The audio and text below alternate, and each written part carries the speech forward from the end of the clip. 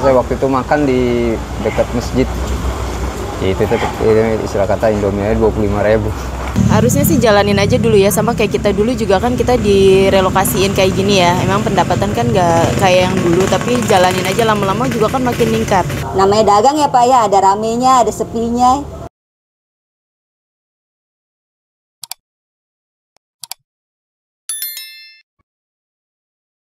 Assalamualaikum Sobat Jelajah Jakarta. Perkenalkan, inilah PJ Bupati Bogor Asmawato Sepu, sosok yang berani melakukan penertiban pedagang kaki lima PKL di Jalan Raya Puncak Bogor, Jawa Barat. Jika Bupati-Bupati Bogor sebelumnya tidak berani mengeksekusi penertiban PKL Jalan Raya Puncak ini, pria lulusan Sekolah Tinggi Pemerintahan Dalam Negeri STPDN Bandung kelahiran 15 Oktober 1974 ini satset langsung eksekusi.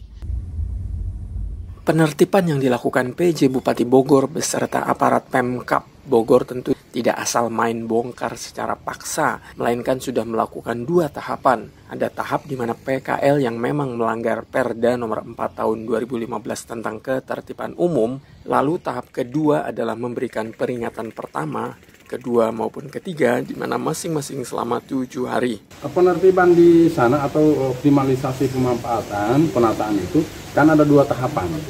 Pertama tahapan yang memang sudah langsung melanggar Perda itu kan. Tapi ada lagi yang harus memerlukan peringatan pertama 7 hari, peringatan kedua 7 hari, peringatan ketiga 7 hari, kemudian kesempatan membongkar mandiri, ada kemudian penyegelan, pemutus, itu masih ada lagi satu tahapan. Dan ini sementara berproses ya. Nanti setelah selesai semua, baru kemudian dilimpahkan ke Satpol PP. Sobat Jelajah Jakarta, Pemkab Bogor tentu ingin menjadikan jalan sepanjang jalur puncak kembali indah. Para wisatawan bebas melihat hamparan pemandangan gunung teh yang hijau. Dengan dibongkarnya lapak-lapak semi permanen ini tentu juga bisa mengurai kemacetan yang selama ini terjadi di jalur puncak. Sobat Jelajah Jakarta, Pemkab Bogor tentu tidak lepas tangan pada PKL. Para pedagang bukan tidak boleh lagi berdagang. Mereka justru difasilitasi oleh Pemkab, diberikan lokasi yang layak. Jadi penertiban PKL di puncak ini bukan lantaran Pemkab Bogor ingin mencari keuntungan. Jadi sebenarnya begini, kita dalam hal ini pemerintah Kabupaten Bogor tidak berpikir untung rugi, ya. Tapi bagaimana, ya? Pertama, warga masyarakat bisa mendapatkan keuntungan dulu, hidup. Kemudian yang kedua, masalah saya ini kan adalah BUMD di Kabupaten Bogor, jadi dia tetap harus patuh kepada pemerintah Kabupaten Bogor itu. Nggak boleh dia punya kebijakan sendiri, ya. Itu saja. Semuanya untuk masyarakat. Pemerintah ini hadir bukan untuk mencari keuntungan, ya. Itulah fungsi pemerintah sesungguhnya. Tidak kemudian harus ada keuntungan, harus ada hitungan untung rugi, tidak. Bahwa ada pendapatan oke, tapi kalau itu misalnya masih membutuhkan masyarakat butuh perlindungan, ayo mari sama-sama. Nanti itu saya harusnya ngomong ke saya. Sobat Jelajah Jakarta, bagi sesama PKL, Bang Zainal, Mpok Irma, dan juga Teh Iis mengungkapkan penertiban yang dilakukan pemerintah Kabupaten Bogor tentu tidak bisa dihindarkan. Apalagi PKL di puncak menempati lokasi yang dianggap ilegal. Saya terakhir ke puncak 3 bulan yang lalu. 3 bulanan sebelum puasa saya ke sana. Terakhir baru 2 bulan yang lalu. Terakhir kapan ya? Lagi acara ulang tahun temen. Sebenarnya saya dengar agak sedih juga ya, agak miris sih. Maksudnya pedagang itu kan mereka sama-sama kita lah, sama-sama saya dengan UMKM. Bisa kata cari makan mungkin di situ aja. Mungkin itu bukan nafkah sehari-hari lah, bukannya istilah kata bukan sampingan. Itu agak sedih juga sih dengan kejadian melihatnya gitu. Sobat Jelajah Jakarta, Bang Zainal, Mpok Irma maupun Teh Iis adalah PKL Matraman yang lapaknya sempat tergusur dan direvitalisasi seperti sekarang ini.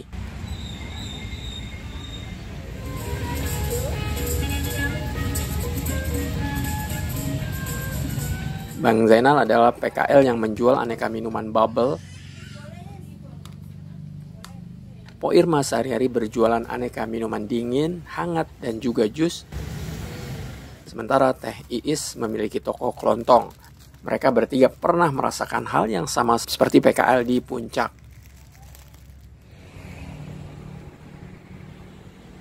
Apa yang terjadi pada para PKL di puncak menjadi pelajaran berharga bagi para PKL lain. Jika berjualan, harga makanan maupun minuman harus wajar, tidak membuat kaget pelanggan. Bang Zainal punya pengalaman tidak mengenakan saat makan dan minum di lapak Jalan Raya Puncak ini. Harga bisa dimainkan seenak pedagang. Makanya mayoritas lapak jarang memiliki daftar menu makanan dan minuman berikut harganya. Jadi jangan heran jika harga seporsi Indomie bisa mencapai 25.000 perak. Ya memang pengalaman sih harga, yaitu terutama saya waktu itu makan di dekat masjid. Yaitu istilah kata Indomie 25.000. Itulah maksud saya bilang alangkah baiknya sih sebenarnya soal harga jangan dimainin, maksudnya kita sama-sama. Jadi orang biar tempat kita rame, usahakan kan kita harus ngejaga dari harga, pelayanan, kenyamanan, tempat parkir, itu aja. Sobat Jelajah Jakarta, soal harga ini ada pengalaman Bu Syadiah Nuraini yang bikin geleng-geleng kepala. Di kolom komentar di konten Jelajah Jakarta sebelumnya, Bu Syadiah mengungkapkan pengalaman 24 tahun lalu makan dengan 20 orang rekannya di restoran khas Sunda. Kaget setelah makan harus membayar tagihan sebesar 20 juta rupiah. Makan 2 juta rupiah saja sudah mahal, apalagi 20 juta rupiah. Iya nggak? Hampir mayoritas netizen punya pengalaman serupa soal harga yang sering kali digetok oleh PKL di Puncak. Oleh karena dianggap sering menggetok pelanggan, ada netizen yang mengatakan pembongkaran lapak ini bagian dari azab karena jualan makanan dan minuman di luar dari batas kewajaran. Bahkan disejajarkan dengan pemerasan. Namun yang menarik, ada salah seorang teman saya mengatakan selama jajan di lapak PKL Puncak, ia tidak pernah digetok. Sebab katanya nih, jika sejak awal pembeli berbahasa Sunda dengan PKL di Puncak, kita nggak bakalan digetok harga makanan maupun minumannya. Karena dianggap warga sekitar. Benar nggak tuh? Coba kasih komentar. Sobat Jelajah Jakarta, pembongkaran lapak-lapak di Jalan Raya Puncak ini tentu saja bagus. Hal ini diungkapkan oleh Teh Iis. Bagus sih, biar gimana kan biar lebih tertib ya di pinggirannya ya. Sementara pendapat Mpok Irma, pembongkaran lapak PKL di Puncak membuat jalan tidak bikin macet. Kendaraan bisa leluasa melintas di Jalan Raya Puncak. Pendapat saya mungkin kalau dibongkar gitu buat lebih baik lagi ya, biar jalanan Puncak itu agak luas, jadi nggak macet gitu kan. Jadi orang-orang itu jadi leluasa buat keluar masuk Puncak gitu. Mungkin dari situ dia menghambat perjalanan kali ya. Sobat Jelajah Jakarta, sebagaimana sudah saya ungkap bahwa Pemkab Bogor tidak begitu saja lepas tangan membiarkan PKL Puncak tidak punya lokasi berjualan atau tidak memberikan izin. Justru Pemkab membantu PKL Puncak untuk kembali berjualan. Namun dengan tertib tentunya sesuai dengan aturan yang diberlakukan oleh Kabupaten Bogor alias tidak melanggar Perda nomor 4 tahun 2015. Gimana caranya? Ini dia solusinya yang diberikan Pemkab Bogor, yakni para PKL berjualan di rest area Gunung Mas ini. Sobat Jelajah Jakarta, rest area Gunung Mas, oke banget kan? Rest area ini berlokasi di Jalan Raya Puncak, Tugu Selatan, Cisarua, Bogor. Dibangun di atas lahan seluas 7 hektar yang merupakan milik PT Perkebunan Nusantara ke-8. Rest area Gunung Mas Puncak dibangun sejak September 2020 dan selesai pada Desember 2021 dengan anggaran 52,9 miliar rupiah. Pengelolaan lokasi ini dilakukan oleh Badan Usaha Milik Daerah BUMD PT Sayaga Wisata. Di lokasi ini terdapat 516 kios senilai 16,5 miliar rupiah. Masing-masing kios tersebut memiliki luas 11 meter persegi dengan rincian 100 kios untuk PKL basah atau sayur dan buah serta 416 kios untuk PKL kering atau oleh-oleh dan camilan. PJ Bupati Bogor berterima kasih pada para PKL yang telah mau pindah ke rest area ini atas kesadaran mereka. Bahwa yang pertama proses penataan pedagang kaki lima yang ada di kawasan rest area terutama di jalur puncak kemarin sudah selesai alhamdulillah.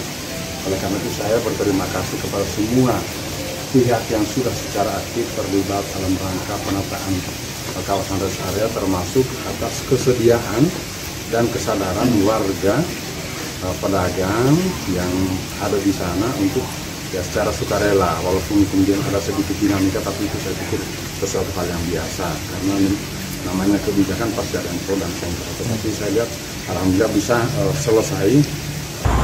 Ya pengalaman dan masukan aja buat teman-teman di sana ya.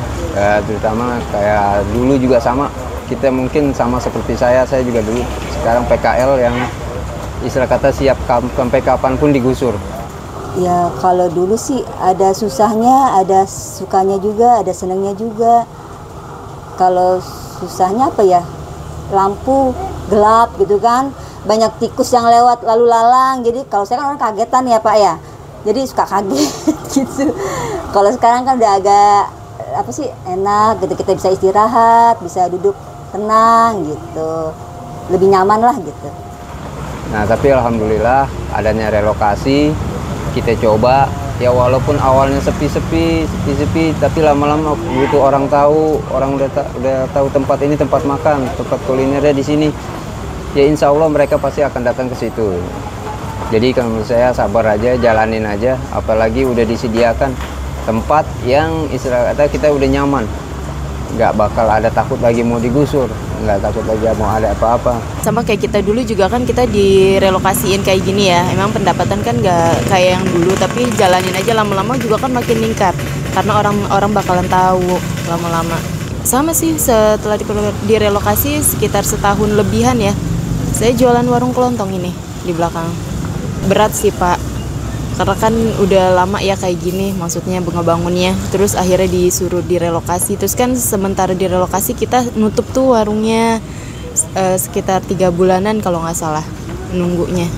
Terus akhirnya baru buka lagi, dan memang awal-awal ya agak sepi ya, tapi sekarang ya lumayan aja sih seiring berjalannya waktu mah. Awalnya sih ada penurunan, nggak peningkatan dulu, karena kan orang baru tahu lagi ya.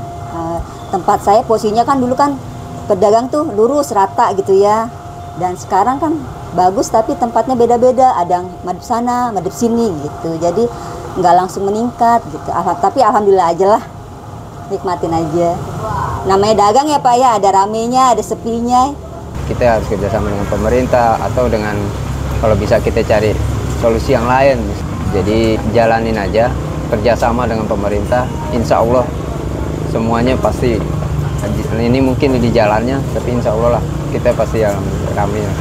Sobat Jelajah Jakarta, sebagaimana di awal saya ungkapkan bahwa Bang Zainal, Po Irma maupun Teh Iis bisa menjadi inspirasi bagi para PKL Puncak. Poin-poin yang mereka katakan semoga menjadi motivasi bagi PKL Puncak. Kata kuncinya nih adalah jujur, tidak menzolimi pelanggan dengan harga. Lalu bersyukur karena masih tetap diberikan lokasi untuk berjualan.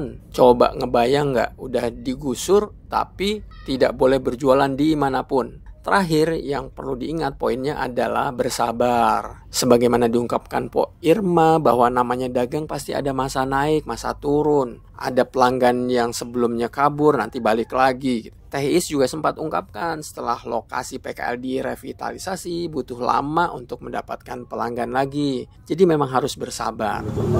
Ya mungkin pemerintah lebih lebih cekatan aja gitu buat para pedagang gitu, dikasih tempat yang layak gitu. Misalkan kayak di tempat yang udah ditentuin nih sama pemerintah di sini gitu. Jadi kan yang ke puncak itu udah tahu, oh nih kalau buat istirahat atau makan di tempat ini udah ada tempatnya gitu. Ya ikutin aja sih sebenarnya saran pemerintah, biar gimana kan nanti pemerintah nyari baiknya ya buat kita. Ikutin aja sarannya, coba aja dulu. Nanti juga lama-lama orang kan bakal tahu kalau warung yang di pinggiran pindah di rest area Gunung Mas kan. Kayak saya juga kan alhamdulillah dikasih tempat, ya kan. Ya saya sih cuman berharap pemerintah ngasih yang terbaik buat warga ya, buat orang-orang yang mencari nafkah sehari-hari. Jadi jangan mempersulit juga gitu. Saran dan masukan saya buat pedagang teman-teman PKL yang di Puncak, ya sabar aja, jalanin aja dulu seperti apa, insya Allah lah pasti. Kalau kita ini seperti contohnya kita di sini dulunya seperti itu, dirapikan, sekarang sudah ada kios, alhamdulillah lama-lama peningkatan pendapatannya udah kelihatan ya. Sobat Jelajah Jakarta, penataan kawasan Puncak bukan sampai di sini saja loh.